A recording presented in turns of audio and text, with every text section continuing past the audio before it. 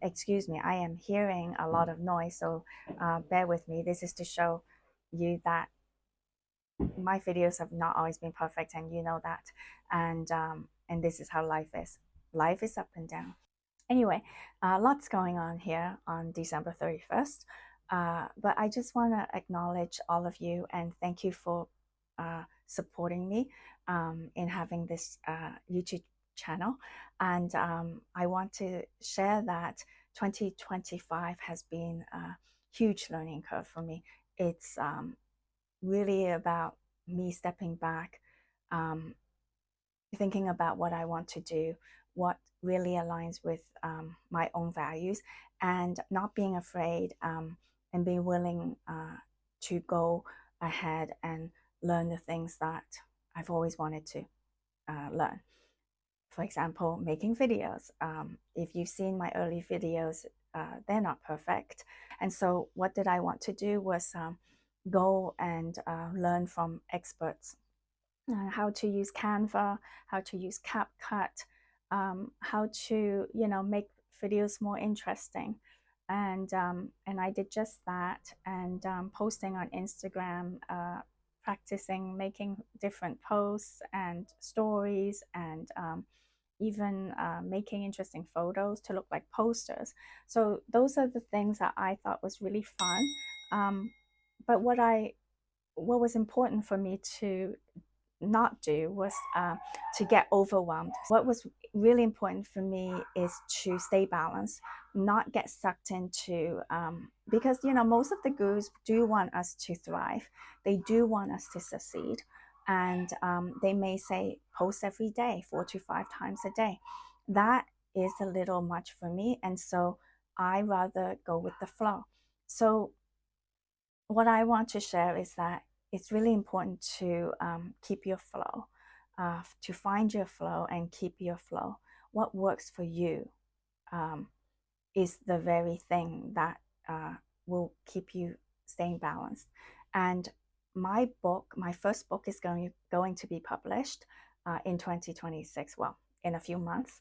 And so stay tuned. I do talk a lot about the inner compass. And so it is this video is really all about sharing that, and really celebrating with you all your small wins and big wins. And so you can consider what I've done a small win. Learning the Instagram, for me, I think it's big because it is time consuming, and so for me to learn how to make certain videos, and to spend a bit of time, sometimes every day. Otherwise, it's like 2 to 3 times a week where I want to take those lessons, learn it, and then apply. So practicing is important. So, you know, uh, what is something that you want to celebrate here? Take a moment, think about it.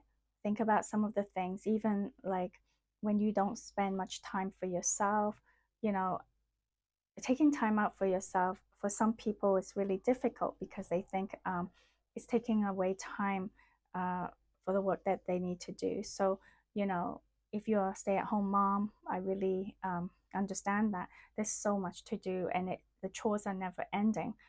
But taking time out for yourself, like going out for a quick walk, or taking a bath, going out and get your nails done if you don't usually do that. Small treats, anything like that, even like making a cup of coffee or having a cup of tea for 20 minutes just for yourself. It's really, really important. And that helps you keep your flow. And because honestly, just self care is the most important thing. Self care and self love. You can't care for others or love others if you don't have self care and self love. And I say this because this is what helps you uh, stay alive in that sense. Feeling the aliveness, not doing it because you have to, and then eventually feel overwhelmed. And so think about all the small things and big things you've done. It could be an accomplishment or achievement. So one of the biggest wins for me is being certified as a creative mind meditation guide. And that's something I want to bring into in 2026. I had been practicing meditations and guiding meditations, and I want to be able to include you if you are looking for more inner peace and inner calm. Um, the people that I have guided, they have, some of them were not able to sleep, and so the meditations have been really helpful for them to be able to go to sleep or fall asleep and have that deep sleep. For some, they want to focus or fulfill on certain intentions, and the meditations have really helped them with that. And so it's something I do want to do and be able to have, uh, allow others to have access to. And so if you are interested in coming on, participating with and joining me on a live meditation, do let me know. You can always message me via my website at www.composure-coaching.com, and I'll be sure to email you when those meditations happen.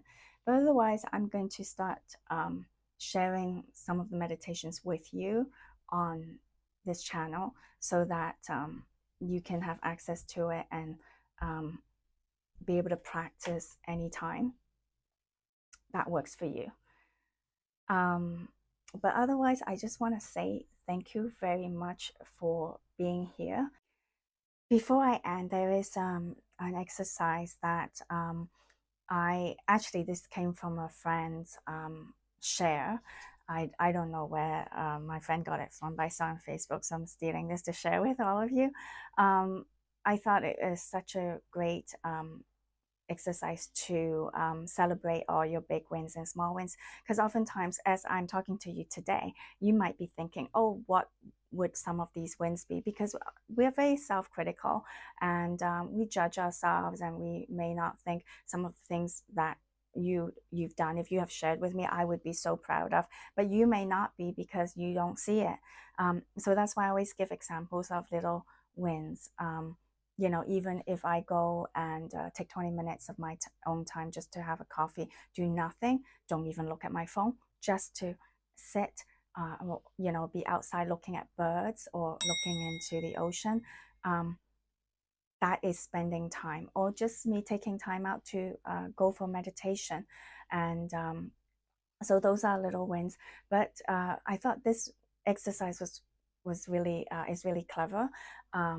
It's sharing that every month, or starting in January, get a jar and write down all the little things that you would celebrate, things that you don't normally do, or let's say you accomplished a 20-minute walk because it's hard to find time to go for a walk. You write that down and you put those notes in your jar. Or you celebrate, let's say, your young ones, a 5-year-old, I don't know how old your children are, but anytime they write you little notes, I mean, that can go in a jar too, because, you'll be able to look back and feel good that, oh my goodness, those are moments to treasure. So anything big or small that you could write in a note and then put it in a jar, and you don't look at it, and you basically do this every single month, and you fill that jar up.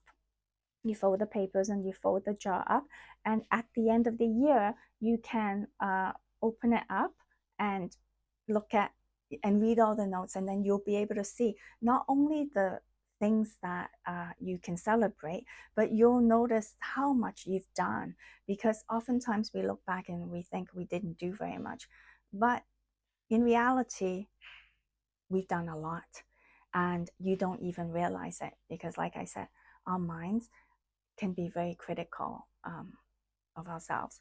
And so this is a really great way, that jar of notes, help us practice self-love, self-care, and be able to see all of our accomplishments, big or small. And that's the way to thrive. And those are the little things that help you practice you also develop that intuition, how do you harness it to guide you to thrive. So those are my words uh, for my last words for 2025 to you, and I look forward to seeing you again next year. Um, like I said, with meditations. So if you have found my content helpful, if you like this video, be sure to hit like, and hit the notification buttons if you don't want to miss out on any other videos, and subscribe to my channel. I just want to say thank you for being here and for being a big support. And I look forward to seeing you again soon. Take care.